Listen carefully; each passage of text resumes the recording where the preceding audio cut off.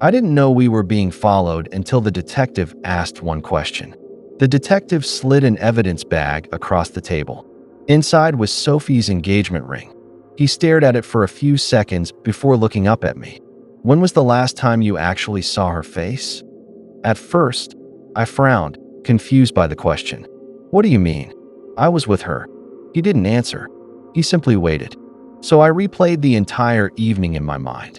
The proposal at Griffith Observatory, the photographs overlooking the Los Angeles skyline, the drive through Hollywood, the night market where we stopped for souvenirs. That was when a cold feeling settled in my stomach.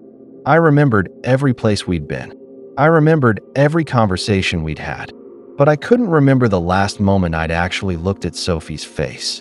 Even now, 8 years later, that realization still terrifies me.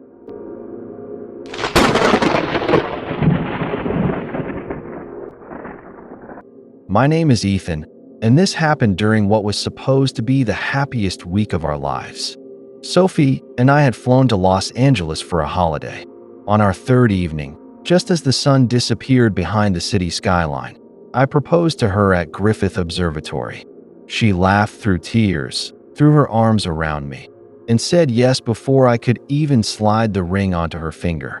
For a few perfect minutes, the rest of the world disappeared. We took photographs together, called our families back home, and celebrated with some wine, while watching the city lights come alive below us.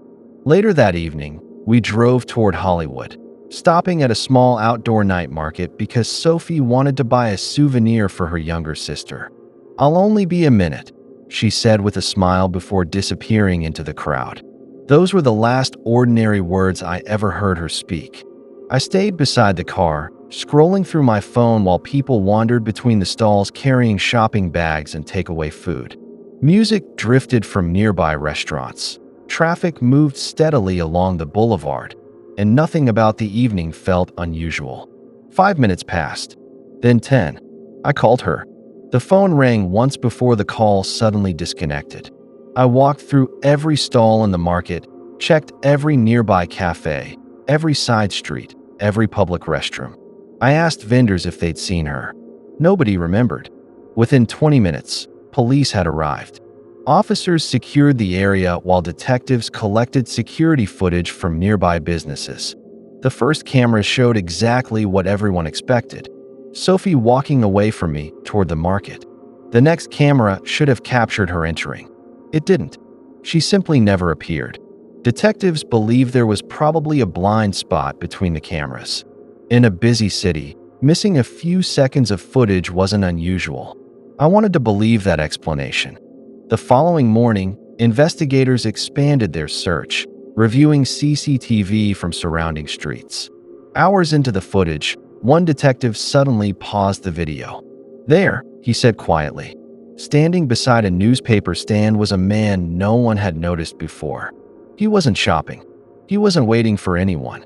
He wasn't looking at his phone. He was watching us. Every time Sophie stopped walking, he stopped. Whenever we crossed the street, he crossed a few seconds later.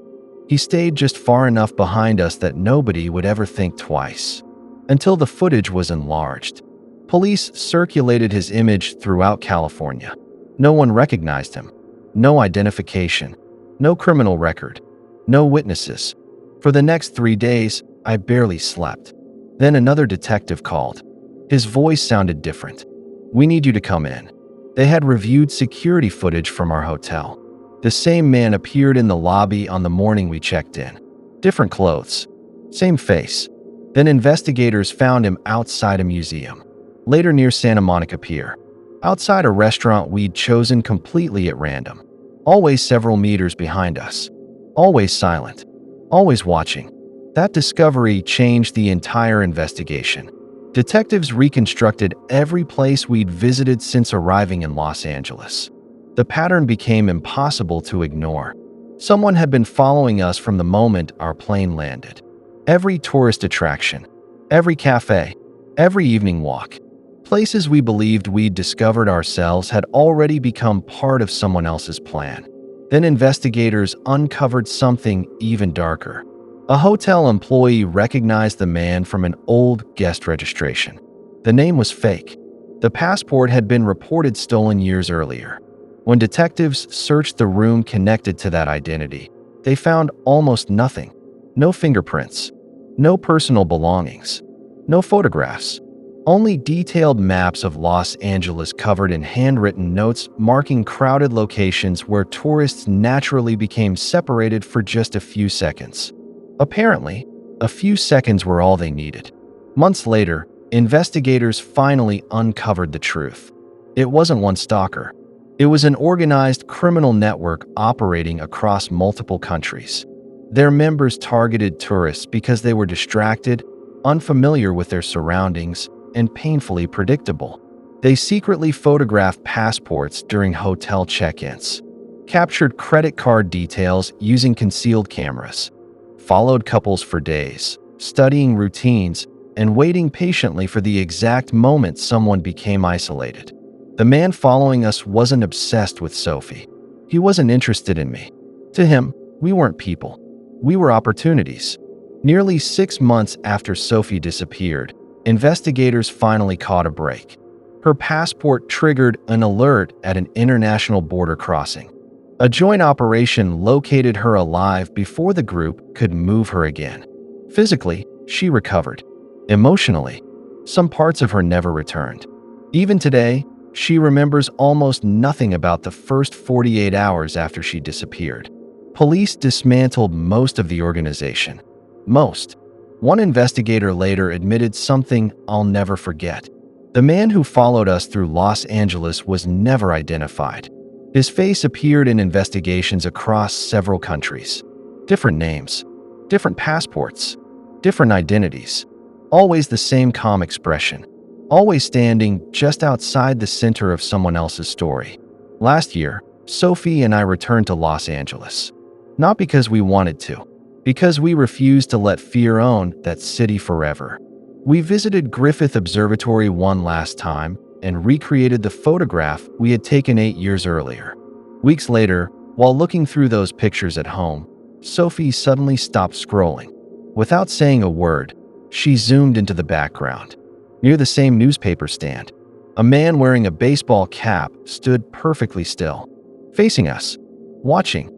The image was too blurry for police to identify anyone.